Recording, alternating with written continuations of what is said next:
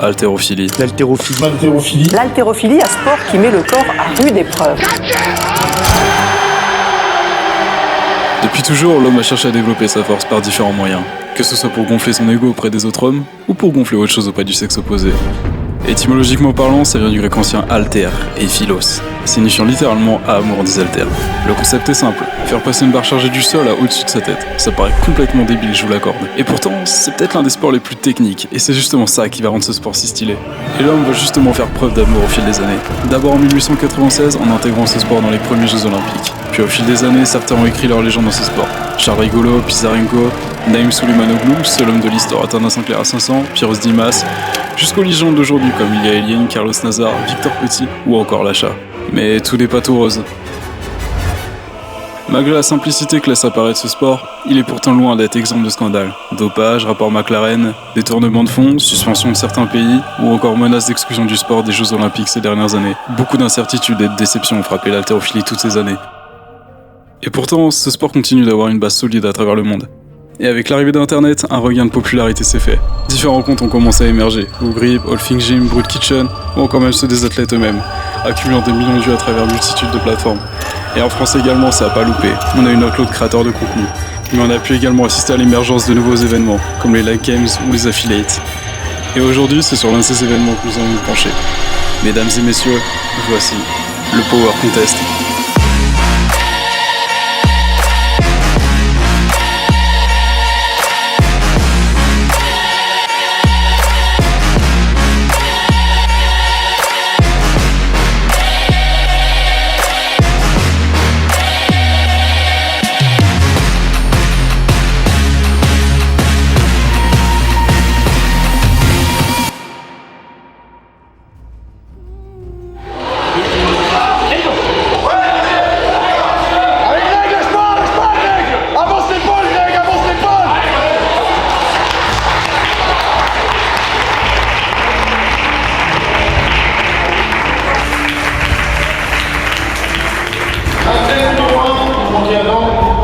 Du club de Luxeuil, athlète Master 4 qui tire quand même chez les seniors, on peut le féliciter, Manu Lepol.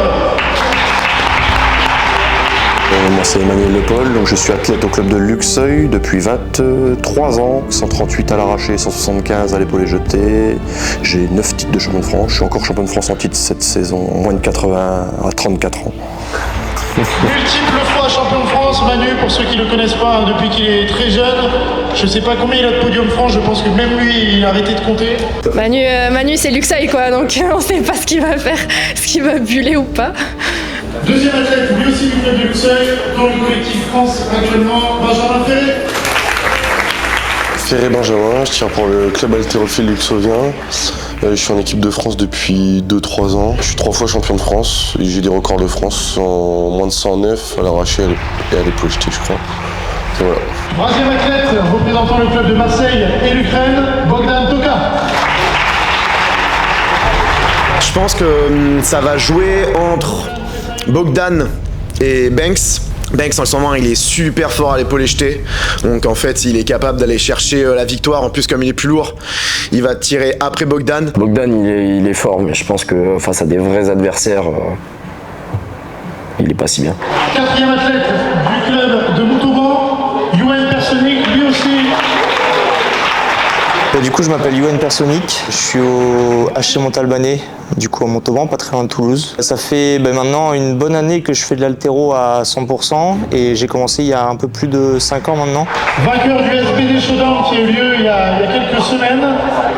Il vient de rejoindre le collectif France aussi chez les jeunes. Il sort de stage à l'INSEP, on va voir s'il lui reste un petit peu de gaz après 2 semaines hyper intenses avec l'équipe de France. Je pense qu'il y aura un bon match entre Manu et Yoann. Je me dis qu'il a fait des stages équipe de France tout l'été, il est jeune, il est entraîné. Moi, je suis à l'apéro depuis les France. Je pense que Manu, avec l'expérience et tout, il est quand même au-dessus. Et puis il a déjà fait des meilleures barres que Yoann. Mais Yoann est dans la fleur de l'âge, il est motivé. Il doit se qualifier au championnat d'Europe la semaine prochaine. Donc pour moi, tout est possible. On essaiera de refaire comme en France, faire jouer l'expérience en priorité. Et je pense que Manu, avec l'expérience, ça devrait aller. Merci les gars, dans 10 minutes on lance le match et c'est parti.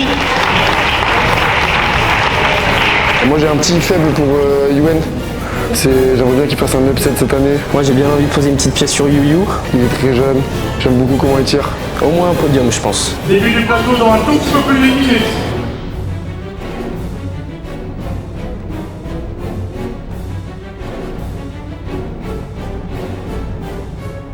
On a pu avoir une petite interview de Benjamin Ferré tout à l'heure qui nous a dit que dans un match idéal, il ouvrait sur la gagne. À l'épaule jetée, bien sûr. Donc il a pas envie de faire trop de barres à l'épaule jetée. Il fait une barre, il se casse. En fait, l'idéal, ce serait quand même une première barre à l'épaule jetée. Il prend sa première place. Ben normalement devrait l'emporter, en plus il prépare sa qualif au monde, donc logiquement il est en pleine forme. Bien on devrait normalement pas aller chercher des gros records aujourd'hui, il devrait être capable de faire le match pour la gagne. À savoir, comme vous pouvez le voir, Banks, sa barre d'ouverture, il a demandé 200 kg, donc probablement qu'on va avoir un épaulé jeté à 200 kg. Ça fait toujours plaisir. L'année dernière, il nous a fait son épaulé jeté à 200 kg en 3e barre. Et là, c'est en première barre, ça montre quand même qu'il faudrait qu'il sorte un match parfait en fait. S'il ouvre à 150, il faudrait qu'il fasse 150, 155, 160. Et là, dans ce cas, avec un 3 sur 3 à l'arraché, ouais, on peut voir un arraché à 160. Mais ça va vraiment être Il a fait 156 au France. Ou alors il fait un match comme Léonard, il fait la première, il rate la deuxième, il monte sur la troisième. C'est possible aussi. Mais je pense que le plus important pour Beck, c'est quand même la victoire. Il veut conserver son titre. Donc il va jouer le match, il va pas vouloir jouer les gros chiffres. Et par contre, je serai premier, ça c'est sûr. À moins que je bulle.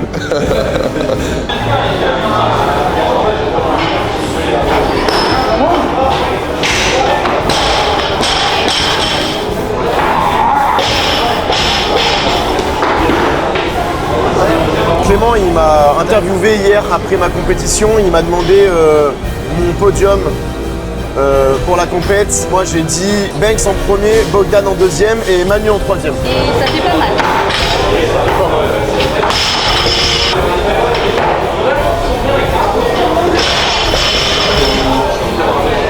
Premier athlète, entre élimination, 112 kg. C'est parti, ouais, c'est parti. L'habitude du Power Contest, il était là l'année dernière déjà. Oui. Dommage. Un petit manque de réglage. Chargeur 117 kg, premier essai entré en ligne de Enzo Barbosa. Enzo, donc ils sont entraînés toute la semaine à Power Camp et il me semble qu'il s'est blessé à la hanche. Il y a des petits problèmes de hanche, donc il va être un petit peu peut-être plus léger que ce qu'il aurait pu faire.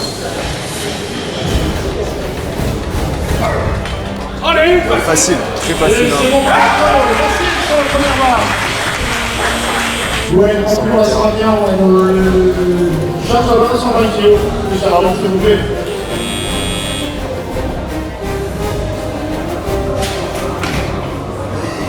C'est facile. 125 kg première barre. Le retour de Manu à 125 kg, c'est pris par Bogdan. Bientôt, on va relever.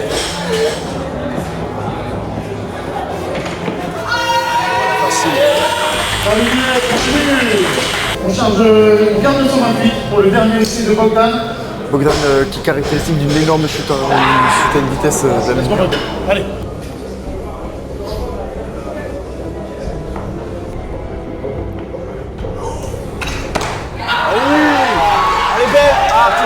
La gauche, j'ai l'impression. Ah non, c'est validé! C'est validé!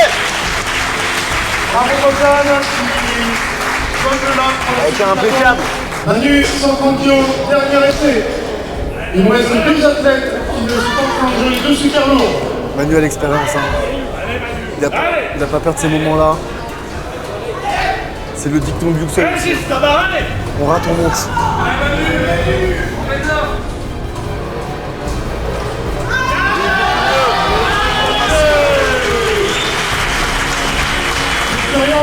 Le Manu qui va chercher 130 kg en dernière barre. Top chrono à nouveau, 137 kg s'il vous plaît les chargeurs. Et du coup, c'est au premier tour de Jasper, on remet 1 minute. I'm Jasper. I'm from just below London in England. I've been weightlifting kind of 4 or 5 years now, I imagine. Been in the gym since I was a lot younger. I heard about the power contest through Instagram mainly, but I thought the qualification process was brilliant. It's a lot different to other comps. You don't just have to hit certain numbers, and some people do better on each week than the others. So very interesting. Jasper qui ouvre très haut par rapport à son max. 137 kg, on est même à 142, c'est parti pour Jasper, allez, en même temps, il est jeune, en fait, ça se trouve 144, c'est déjà son max réel. Il a déjà plus. On l'a vu s'entraîner cette semaine.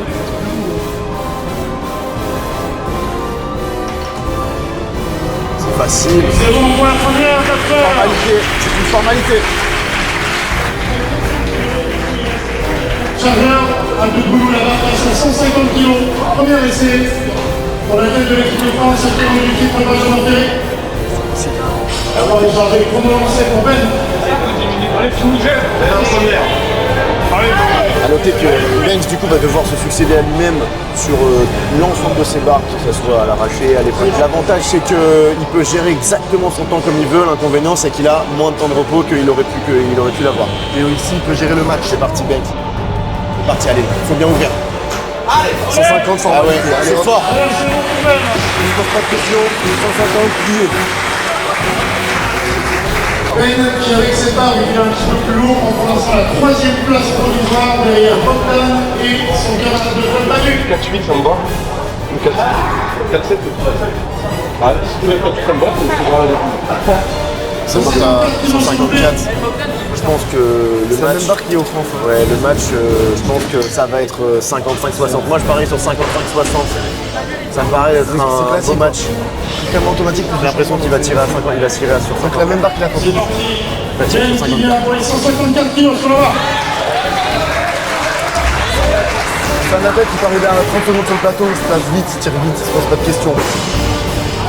Regardez, vous voir. Comme ça, mais quelqu'un qui aime la douleur à l'entraînement, il aime se faire mal, il aime envoyer sans broncher. Voilà, même chose. Kenny, s'en met le très haut.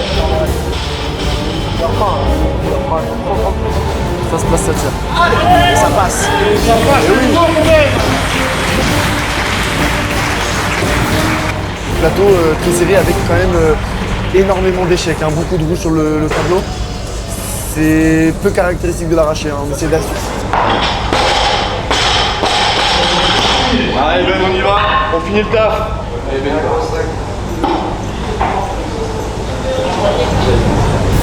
allez mec, allez. Allez Ben. Dernière barre. Allez, c'est parti. On encourage.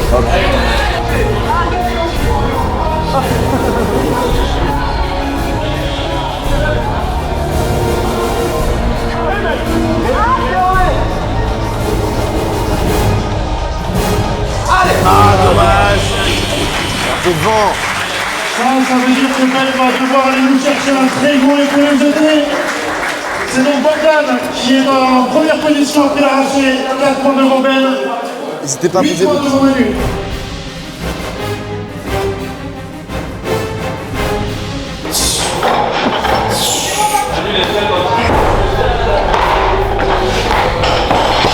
On reprend 51 kg, c'est la deuxième tentative de Yuen qui a pu quand même pas mal récupérer grâce à la gestion de la tactique et de son combat.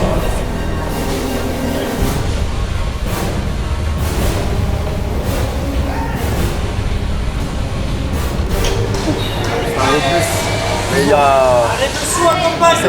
gros front squat. Ça passe. Ça tourne un peu, mais c'est solide. Manu, récupéré 156 kg. Après, il a une épaule difficile. Hein, avec un. C'est parti pour Manu. Énorme épaulé. Sans ceinture à noter. Hein. Pas besoin de ceinture pour Manu. Oh là là, c'est impeccable. Et c'est bon pour Manu. Impeccable, il prend la tête. Il prend la tête de la compétition. 156 pour verrouiller le podium à l'épaulé, c'était quasiment sûr que personne ne pouvait remonter à 156, donc j'ai assuré entre guillemets la première barre. Il m'en manquait un peu pour aller chercher plus loin, j'ai épaulé 163, mais un petit peu, un manque d'envie vu que là c'était plus une barre qui servait à quelque chose. Je pouvais pas choper la deuxième place ou la gagne. Mais bon, un épaulé plein mois d'août à 163, c'est pas si mal. C'est pas si mal.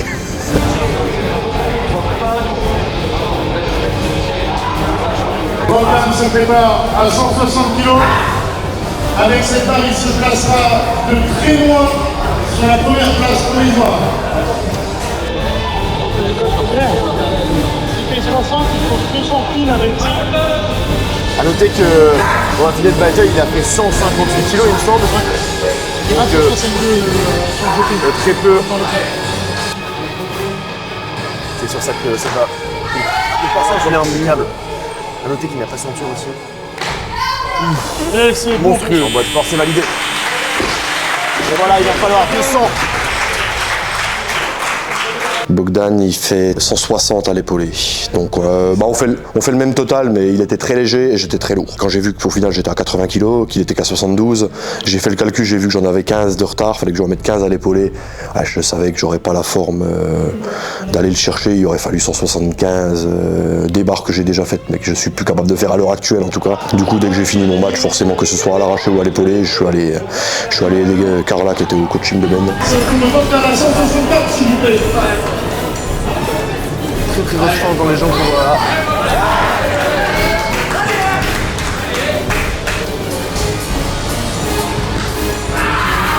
Impeccable. Impressionnant, on n'a pas ça. Faut le jeter. Oh, c'est jeté. Oh, quel dommage.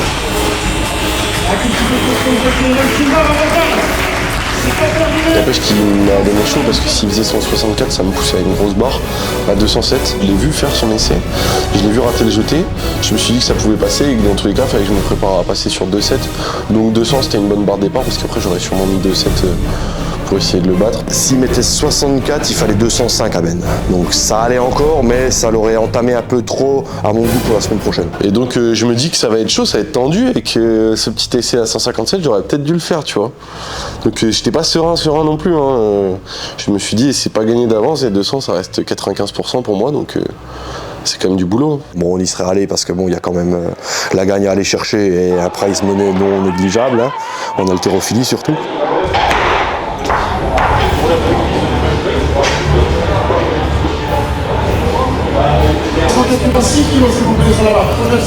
In the backroom, it's a very different kind of culture to in the UK. People are loud, people are slamming bars and kind of showing who they are. You don't see that so much in the UK. It's just loud in the backroom, and Bogdan as well, just shouting. It's brilliant. Like, I like it.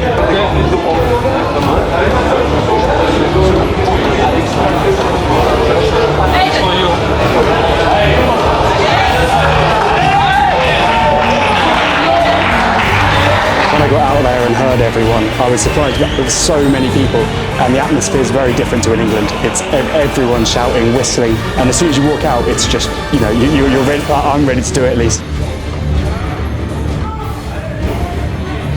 D'après ses barres, c'est plutôt un spécialiste épaulé jeté.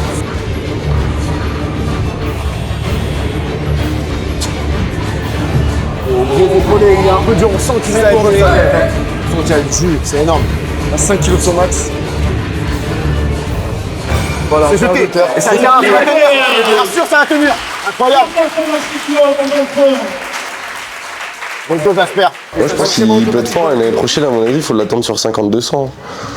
Je sais pas depuis combien de temps il fait l'haltéro, mais en tout cas, ce sera un bon concurrent à l'avenir.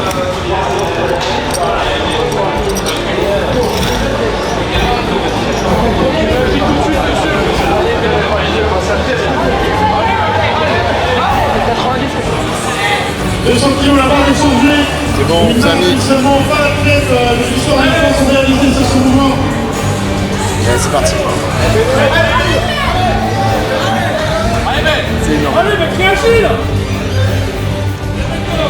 C'est un gros bout épauleur, des grosses qualités physiques, 25 ans, qui a commencé l'haltéro sur le tard. À Stade, à 20 ans à peu près, je crois.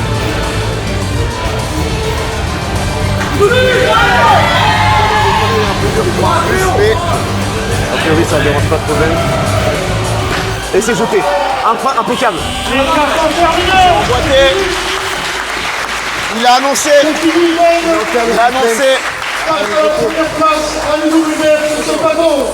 C'est annoncé, c'est épaulé.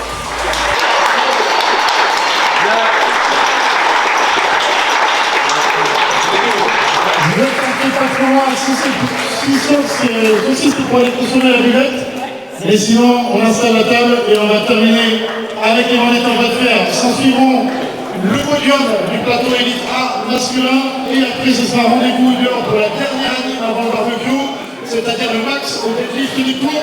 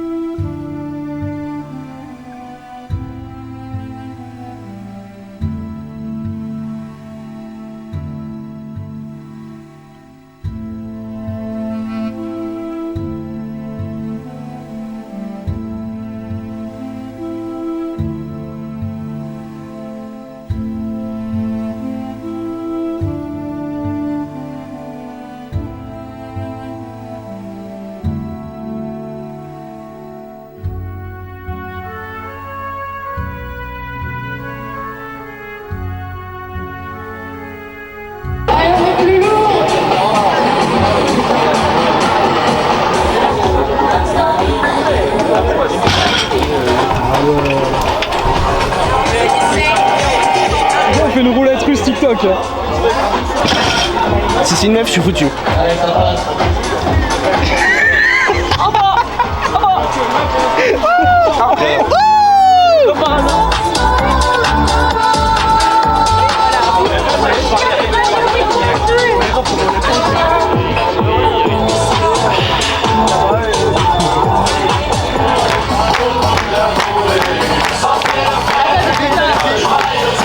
Bon, première fois qu'on voit Clément sur la vidéo, je crois, mais avec moi, co-organisateur de l'événement. Donc c'est terminé pour cette édition 2025. Merci à tous d'avoir participé, les athlètes qui ont fait la phase en ligne, ceux qui sont venus à la finale, les sponsors, SBD, Luxo Jaune. Luxo Jaune, évidemment tous les bénévoles qui permettent ça chaque année. Et on vous invite l'année prochaine.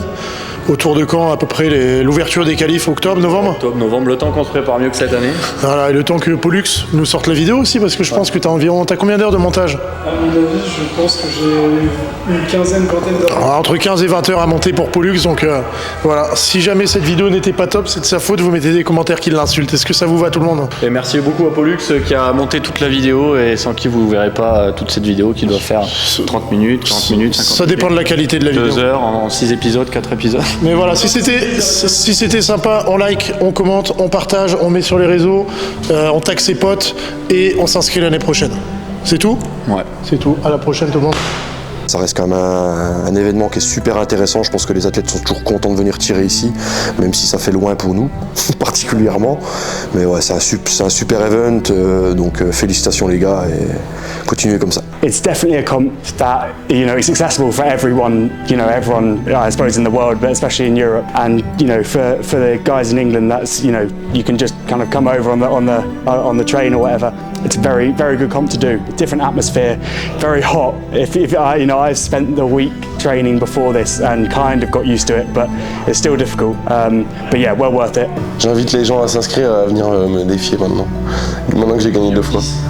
Et le code YOP10 pour l'inscription. Il va falloir remercier Pollux aussi pour avoir fumé